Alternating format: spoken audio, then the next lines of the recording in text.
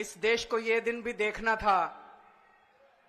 ये जंतर मंतर वो जगह है जहां पे इस देश की प्रजा सरकारों के एक्सप्लॉयटेशन से तंग आके यहां पे धरने प्रदर्शन करने आती है। और इस वक्त ऐसा लगता है कि केंद्र सरकार ने विपक्ष की सरकारों के खिलाफ युद्ध छेड़ा हुआ है। और हम यहां भीख मांगने नहीं आए। विजयन साहब यहां पे अपने घर के लिए, अपने परिवार के लिए पैसे मांगने नहीं आए, अपने बच्चों के लिए, अपने बीवी बच्चों के लिए पैसे मांगने नहीं आए। वो केरला के लोगों के लिए पैसे मांगने आए हैं आज। तो हम छोटी छोटी बातों के लिए सुप्रीम कोर्ट जाएंगे क्या? ये क्या बदतमीजी है? आप अपना काम क्यों नहीं करते? हम हर चीज के लिए सुप्रीम कोर्ट के पास और भी तो बहुत काम है। और उस 2 लाख करोड़ में से दिल्ली के लोगों को एक साल में 325 करोड़ रुपए मिलते हैं। यह अब इनका एक नया हथियार आ गया, ईडी। अभी तक इस देश के अंदर यह कानून होता था कि अगर आपने कोई क्राइम किया तो उसकी जांच होती थी, फिर उसमें मुकदमा चलता था। मुकदमे में तय होता था कि कौन कौन दोषी है, कौन कौन निर्दोष है। जो दोषी है उसको सजा मिलती थी, वो जेल जाता था। मुकदमे के बाद, मुकदमा खत्म होने के बाद आदमी जेल जाता था जिसको दोषी माना जाता था। अब अब तय कर लेते हैं कि इसको जेल भेजना है, तो उसको पकड़ लेते हैं, उसको जेल में डाल देते हैं। फिर सोचते हैं अब इस पे क्या मुकदमा करें, इस पे क्या केस बनाएं।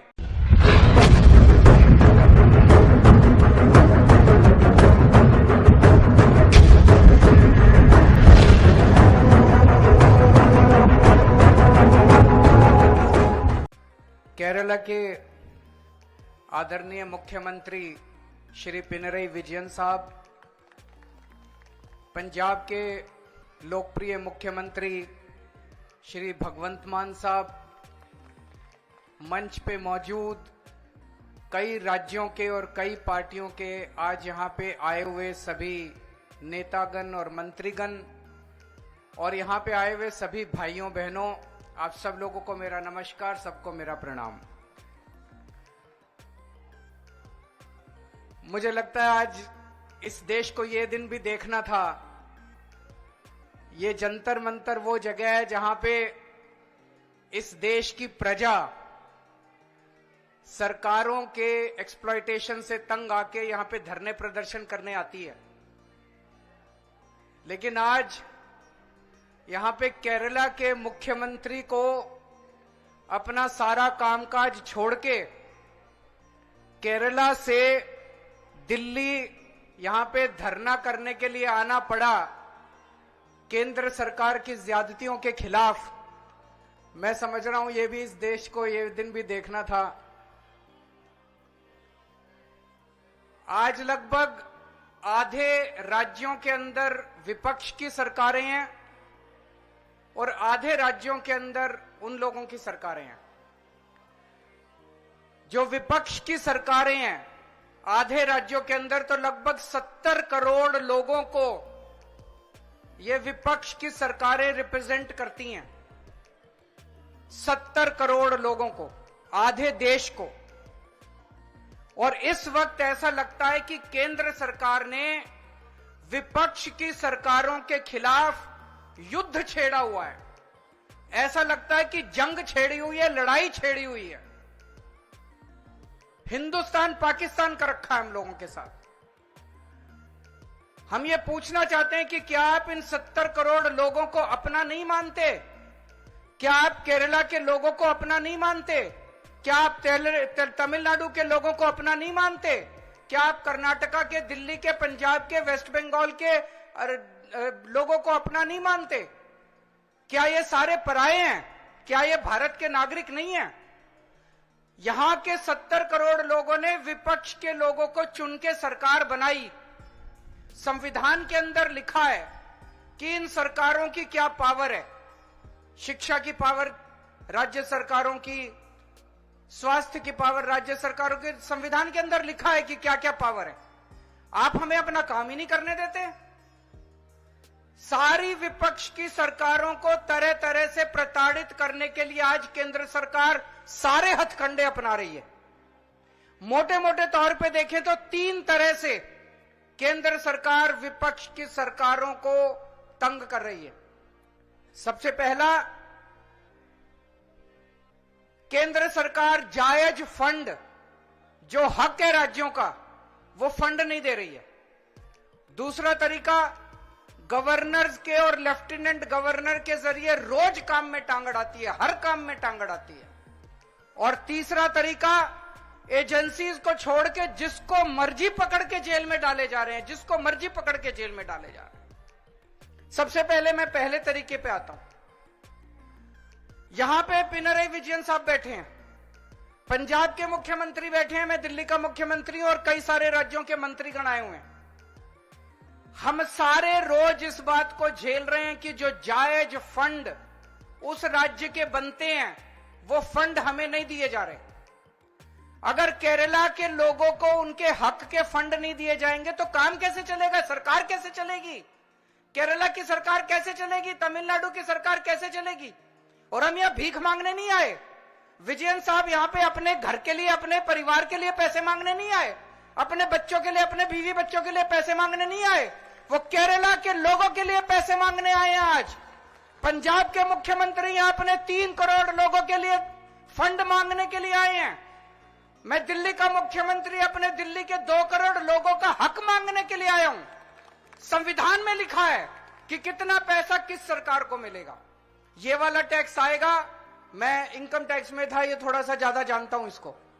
तो कितना फंड, कौन सी सरकार कितना फंड इस्तेमाल करेगी, कैसे इस्तेमाल करेगी, फाइनेंस कमीशन होगा, फाइनेंस कमीशन तय करेगा, ये पैसा केंद्र के पास जाएगा, ये पैसा राज्य सरकार। अरे जो हमारा हक है, हमारा नहीं, लोगों का हक है, केरला के लोगों का हक है, तमिलनाडु के लोगों का हक है, वेस्ट बंगाल के, पंजाब के, दिल्ली के लोगों का हक है, वो हक आप कैसे छीन सकते हैं लोगों का? आप उनका काम कैसे रोक सकते हैं? अगर आप हमारे लोगों के पैसे नहीं देंगे तो हम सड़कें कैसे बनाएंगे, बिजली कैसे देंगे, लोगों का विकास कैसे करेंगे? मैं भी 1-2 बैनर देख रहा था, उसमें लिखा था कि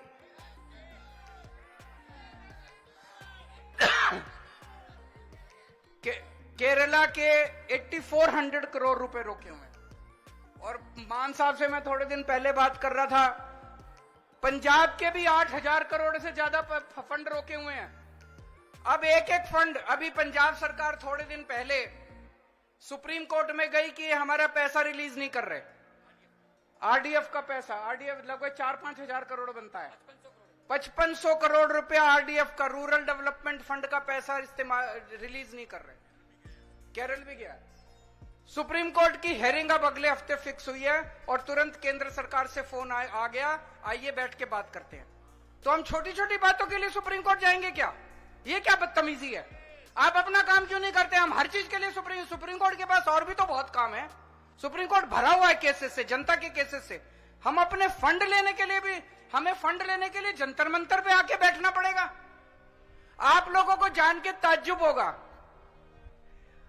दिल्ली के लोग मिलके साल में 2 लाख करोड़ रुपए का इनकम टैक्स देते हैं, 2 लाख करोड़। और उस 2 लाख करोड़ में से बदले में दिल्ली के लिए हमें कितना पैसा मिलता है, गैस कर सकते हैं आप लोग? 2 लाख करोड़ रुपए हम केंद्र सरकार को देते हैं दिल्ली के लोग मिलके इनकम टैक्स में, और उस 2 लाख करोड़ में से दिल्ली के लोगों को एक साल में 325 करोड़ रुपए मिलते हैं। इतना तो अंग्रेजों ने भी नहीं लूटा होगा 100 साल में जितना ये लोग लूट रहे हैं। ये तो हद हो गई है। तो कपिल सिब्बल साहब का स्वागत है। दूसरी चीज, गवर्नर्स और लेफ्टिनेंट गवर्नर्स के जरिए ये जिस तरह से सरकारों को तंग कर रहे हैं, संविधान के अंदर साफ साफ लिखा है कि ये हमारे सब्जेक्ट्स हैं। उन सब्जेक्ट्स के अंदर भी रोज गवर्नर हर राज्य के अंदर टांग अड़ा रहे हैं।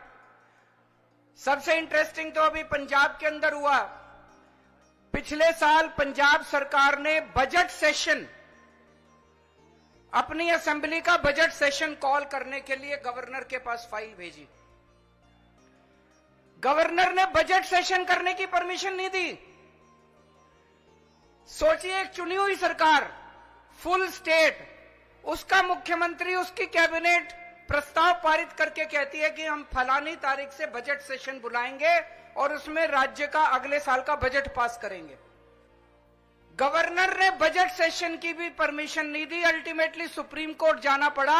सुप्रीम कोर्ट ने गवर्नर को खूब लताड़ा। लेकिन प्रॉब्लम यह है कि इनको लताड़ का, गाली गलौज का, इनको सुप्रीम कोर्ट रोज लताड़ता है इन लोगों को, इनको कोई फर्क ही नहीं पड़ता। तो इस तरह से दिल्ली के अंदर तो आप सब लोग देख ही रहे हैं कि हर काम के अंदर किस तरह से लेफ्टिनेंट गवर्नर हर काम के अंदर, छोटे से छोटे काम के अंदर टांग अड़ा रहे हैं। और तीसरा तरीका है ईडी। यह अब इनका एक नया हथियार आ गया, ईडी। अभी तक इस देश के अंदर यह कानून होता था कि अगर आपने कोई क्राइम किया तो उसकी जांच होती थी, फिर उसमें मुकदमा चलता था। मुकदमे में तय होता था कि कौन कौन दोषी है, कौन कौन निर्दोष है। जो दोषी है उसको सजा मिलती थी, वो जेल जाता था। मुकदमे के बाद, मुकदमा खत्म होने के बाद आदमी जेल जाता था जिसको दोषी माना जाता था। अब अब तय कर लेते हैं कि इसको जेल भेजना है, तो उसको पकड़ लेते हैं, उसको जेल में डाल देते हैं। फिर सोचते हैं अब इस पे क्या मुकदमा करें, इस पे क्या केस बनाएं। फिर ये केस बनाते हैं और केस बनाने के बाद फिर वो तब तक जेल में रहता है जब तक कि मुकदमा पूरा ना हो जाए और वो निर्दोष साबित ना हो जाए। हमारे देश के अंदर 15-15 साल लग जाते हैं मुकदमे पूरे होने में। तो 15-15 साल किसी को भी पकड़ के जेल, यह भी पीएमएलए जो कानून लेके आए उसमें ही लिखा है कि जब तक उस आदमी को, किसी को भी पकड़ के जेल में डाल दो और जब तक उस आदमी का मुकदमा पूरा नहीं हो जाता, वो निर्दोष साबित नहीं हो जाता, तब तक वो जेल से बाहर नहीं आएगा। ये तो बहुत खतरनाक है। अभी हेमंत सोरेन साहब को इन्होंने जेल में डाल दिया, अभी तक उनके ऊपर कुछ भी साबित नहीं हुआ है, अभी उनके ऊपर मुकदमा नहीं चला है, अभी मुकदमा शुरू भी नहीं हुआ है, अभी जांच चल रही है। लेकिन अगर मुकदमे को 15 साल लगे तो हेमंत सोरेन साहब 15 साल जेल में रहेंगे। और ये तो किसी को भी कर दें, कल मुझे पकड़ के जेल में डाल देंगे, विजयन साहब को पकड़ के जेल में डाल देंगे, स्टालिन साहब को पकड़ के जेल में डाल देंगे, सीतारामैया साहब को पकड़ के जेल में डाल देंगे, सुखविंदर जी को, किसी भी को भी पकड़ के जेल में डाल देंगे और सरकार गिरा देंगे। हेमंत सोरेन साहब को जेल में डाला, उसके बाद 48 घंटे तक ये लोग तोड़ने की कोशिश करते रहे, जेएमएम को तोड़ देते हैं। ये तो भगवान का भला और जेएमएम वालों का महान है, जेएमएम वाले जो टूटे नहीं इनके सामने। तो ये अब ये किसी भी को भी पकड़ के जेल में डाल देंगे, उसकी सरकार तोड़ देंगे और फिर अपनी सरकार बना लेंगे। ये क्या चल रहा है इस देश में? कह रहे हैं केजरीवाल भ्रष्ट है। मैं पूछना चाहता हूं, मैंने दिल्ली में बिजली सस्ती, बिजली फ्री कर दी दिल्ली के अंदर, मध्य प्रदेश में, गुजरात में, उत्तर प्रदेश में सबसे महंगी बिजली मिल रही है देश में। तो बिजली फ्री करने वाला चोर है कि बिजली महंगी करने वाला चोर है? दिल्ली में मैंने सबका इलाज मुफ्त कर दिया, चाहे गरीब हो चाहे अमीर हो, सरकारी अस्पताल में चले जाओ, सबका दवा दारू सब फ्री। मध्य प्रदेश में, गुजरात में, उत्तर प्रदेश में चले जाओ, इतना महंगा इलाज, सरकारी अस्पतालों का बेड़ा गर्क कर दिया इन लोगों को। मैं पूछ रहा हूं, लोगों का इलाज फ्री करने वाला चोर है कि लोगों का इलाज महंगा करने वाला चोर है? किसी को भी पकड़ के चोर चोर चोर चोर चिल्लाना चालू कर देते हैं लोग। तो दोस्तों, देश का बहुत बुरा हाल है। मैं विजयन साहब को बहुत बहुत बधाई देना चाहता हूं, उन्होंने आज ये अलख जगाई है, सबको इकट्ठा किया है। ये देश केवल हमारा नहीं है, ये देश 140 करोड़ लोगों का है। और आज मैं बीजेपी वालों को कहना भी चाहता हूं, समय का चक्र घूमता है, समय बड़ा बलवान है, अहंकार मत करो। भगवान ना करे कल समय का चक्र जब घूमेगा और तुम इधर होगे और हम उधर होंगे, कहीं ऐसा ना हो कि यही कानून तुमको खाने के लिए दौड़े उसके बाद। जय हिंद।